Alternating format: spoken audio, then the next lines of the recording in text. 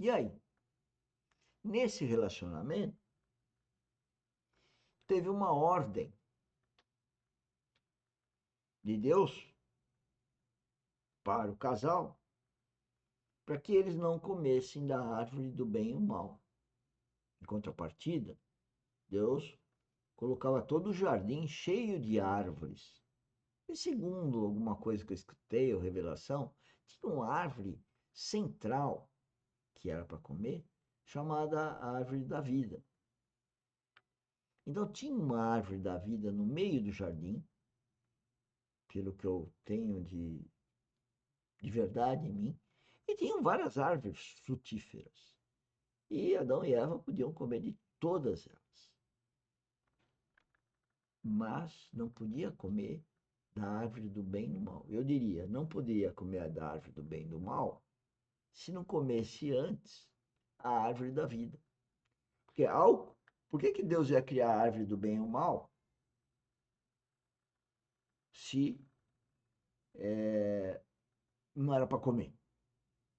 Então, o que Deus falou, no meu entender, ele falou assim: Adão, vocês comem de todas as árvores. Tem aqui essa árvore principal aqui no meio do jardim, que vocês veem toda hora, e é a árvore da vida.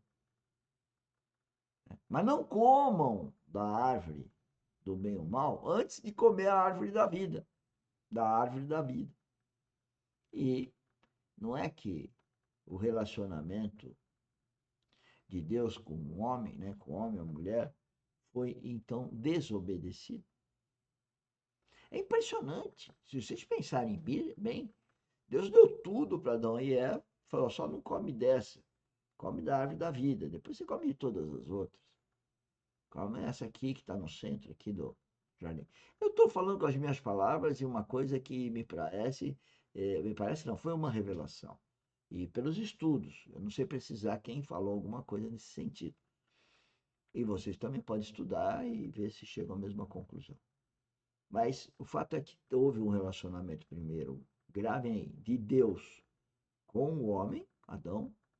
Depois Deus cria Eva para um outro relacionamento. Portanto, aí o foco da família, do novos de filhos, etc. Mas a hora que põe o casal, a Eva escuta quem não devia de escutar. Escuta vozes. Apesar de Deus ter dado tudo para os dois, mas a Eva foi escutar a voz. E a Eva seduziu o Adão para comer a árvore do bem ou mal antes de comer a árvore da vida, desobedecendo a Deus. Esse é o problema de tudo. Desobediência a Deus. Olha, mas espera aí. No Pai Nosso fala para fazer a vontade de Deus. Vontade de Deus é obedecer a Deus. No Éden, ele fala para não comer a árvore do bem e do mal. Eu entendo, antes de comer a árvore da vida. Sabe por quê? A árvore da vida é Cristo. Então, a hora que você tem Cristo, aí você pode conhecer o bem e o mal. Mas com Cristo te dirigindo. Ele é o cabeça. Por sinal, para mim, a árvore da vida é a manutenção de um relacionamento direto com Deus, na obediência do que Deus quer que a gente faça. Mas o homem resolveu romper com Deus. E aí vocês leem lá na Bíblia que Deus amaldiçoou a raça humana. E aí, não vou falar todas as histórias, que nem eu tenho competência para isso, mas depois, sei lá, 4.000, 6.000 anos, aparece Cristo para reconstruir, eu diria assim, essa ligação com Deus, através dele, de Cristo, como devia ter sido no Éden. Mesmo assim, depois, sei lá, 4.000, 6.000, 8.000 anos, sei lá, o homem não entende isso. Não entende. E a nossa academia está aqui para a gente pregar, falar sobre isso, refletir sobre isso, ir lá na Bíblia, entender isso. Porque nós entendemos nada da Bíblia. E outra, não é entendimento intelectual. E nós aqui na Academia Dinamis, já há 2 anos e meio para mais, a gente tem vídeos que facilita você estar no ônibus, no caminhão, na estrada, deitado, trabalhando, você pode escutar, você pode ver esses vídeos, no lugar de escutar música, filmes, né? Por quê? Com o objetivo de conhecer, de ter um relacionamento com Deus. E aqui na academia nós estamos procurando treinar o que a vida espiritual seja um relacionamento com Deus. Então, tá aí, relacionamento. Relacionamento com Deus. E aí depois nós vamos se relacionar com o nosso marido, com a nossa mulher, com o nosso filho. Se nós não tivermos um relacionamento com Deus ou com a Trindade, se nós não tivermos a habitação do Espírito Santo, se nós tivermos uma vida espiritual, que é o novo nascimento em Cristo, nós não podemos nem amar a si próprio, porque nós vamos fazer para nós alguma coisa que não condiz com a vontade de Deus. Que nós temos que saber que Deus tem de vontade ou de propósito para nós.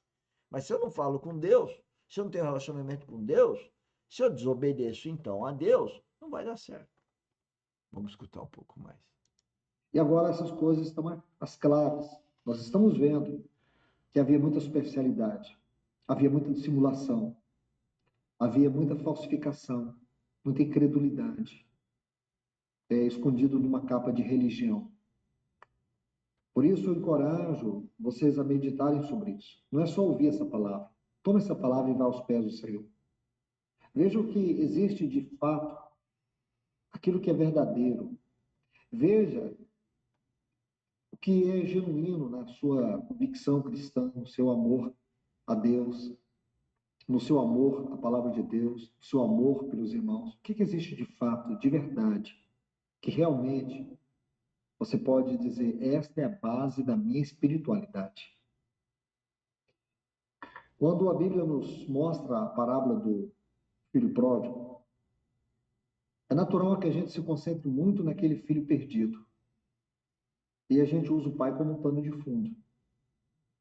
Mas quando você estuda a parábola do filho pródigo, de maneira mais, eu diria, mais profunda, mais detalhada, mais minuciosa, você vai ver que aquela parábola, ela diz muito não apenas de um filho perdido, mas de dois filhos perdidos. Um perdido fora de casa e outro perdido dentro de casa. Um saiu e disse para o pai: eu quero tudo que me diz respeito, eu quero a minha herança. E quando você estuda essa parábola e vê aquele filho mais novo, aquele filho que se perdeu, você vê o retorno dele, você vê que ele volta para a casa do pai, você vê que aquele. Arrependimento. Ele para de ter relacionamento com o pai, pega a herança e vai viver a vida que ele quer. Deu ruim. Ele se arrepende e volta. Então, guarde essas palavras. Ele tinha um relacionamento com o pai. Ele escolheu pedir para o pai toda a herança para ir ter a vida dele. Ele cortou o relacionamento com o pai. Mas ele se arrependeu e voltou. E o pai recebeu. Senhores, espiritualmente significa o seguinte: que nós nascemos da barriga da nossa mãe cometendo erro. Por quê? Porque nós nascemos com o nosso espírito mortificado, está escrito na Bíblia. E se o nosso espírito está mortificado, ele precisa ser vivificado. É o novo nascimento.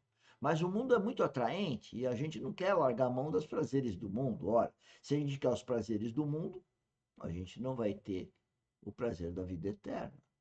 A gente não vai ter a vida eterna com Deus. A gente não quer se relacionar com Deus para fazer a vontade dele. A gente quer fazer a nossa vontade. Esse é o problema espiritual. Eu só faço a vontade de Deus se eu ouvir a voz de Deus, se eu conhecer a vida do filho que ele tanto ama e que não sai de perto dele, nunca saiu, a não ser umas 3 horas naquela cruz, por causa nossa, para dar a oportunidade para nós nascermos de novo e termos um relacionamento com a Trindade, com a família de Deus. Não pode existir nada melhor do que ter um relacionamento e fazer parte da família de Deus. comunhão com Deus, comunhão com a Trindade. Mas para isso, eu tenho que ter a habitação do Espírito Santo. Quando eu tenho a habitação do Espírito Santo, eu tenho a comunhão com Deus, a comunhão com Cristo. Eu vou ouvir a voz de Deus e eu vou me apaixonar cada dia mais por Cristo.